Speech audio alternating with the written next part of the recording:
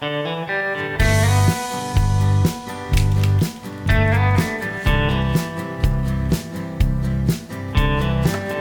friends, welcome to Madras Samayal.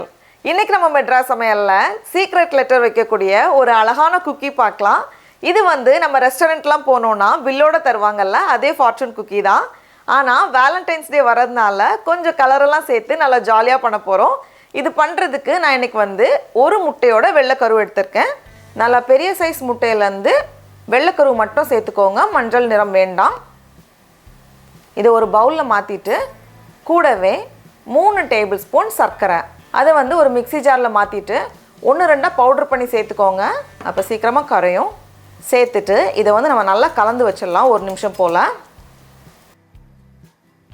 இப்போ இதில் 2 table spoon உருக்குன வெண்ணெய், அன்சால்டட் பட்டர், அப்படி இல்லைனா நம்ம வந்து 2 டேபிள் ஸ்பூன் நெய்யும் சேர்த்துக்கலாம்.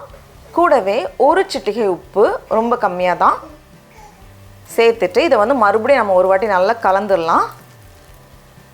கலந்ததுக்கப்புறமா இதில் 1/4 கப் மைதா மாவு, இது வந்து 4 டேபிள் ஸ்பூன் மைதா மாவு சேர்த்துட்டு மறுபடியும் நம்ம நல்லா கலந்து வச்சிடணும். ரெடியாக இருக்குது.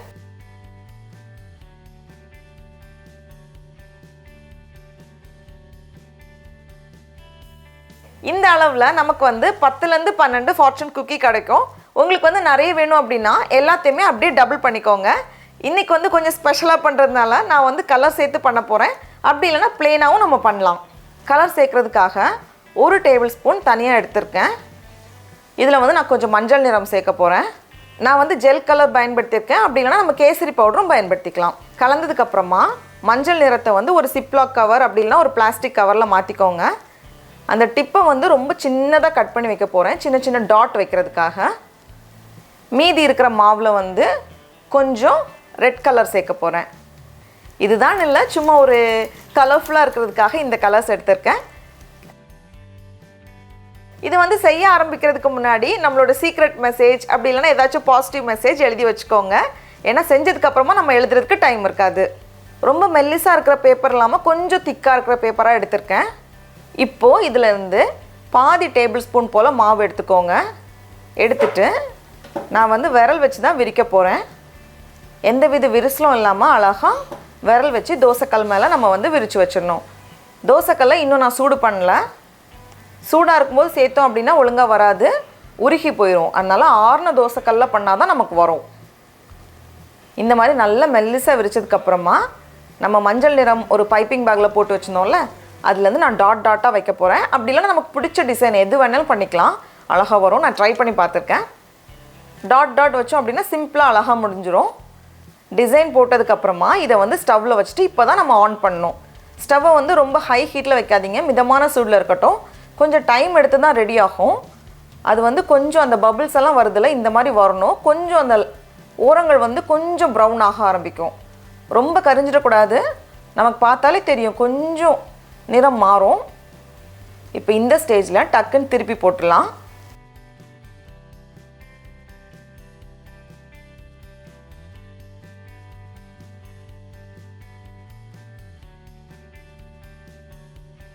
பக்கத்தில் ஒரு துணி ரெடியாக வச்சுக்கோங்க.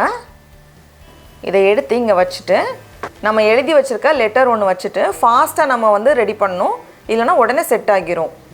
இதை ஒரு மடிப்பு மடிச்சுட்டு பக்கத்துலேயே ஒரு பவுலும் வச்சுக்கோங்க. வச்சுட்டு இப்படி ப்ரெஸ் பண்ணிவிட்டு 1 நிமிஷம் போல் நம்ம பிடிச்சி வச்சுக்கணும்.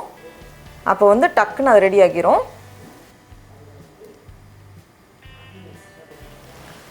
அவ்வளோதான். இது வந்து ஆறுனதுமே ரொம்ப கிறிஸ்பியாக வரும்.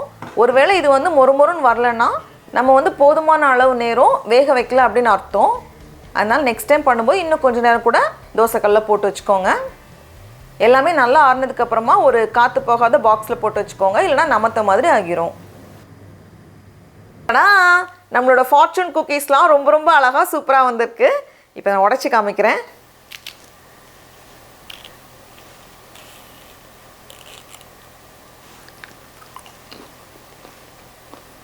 ரொம்ப ரொம்ப சூப்பராக இருக்குது. நீங்களும் கண்டிப்பாக இந்த ரெசிபியை வீட்டில் செஞ்சு பாருங்கள். உங்களுக்கு இந்த வீடியோ பிடிச்சிருந்துச்சுன்னா மெட்ராஸ் சமையலுக்கு சப்ஸ்கிரைப் பண்ணுங்கள். நாவின் சுவை எறும்புகள் மலரட்டும்.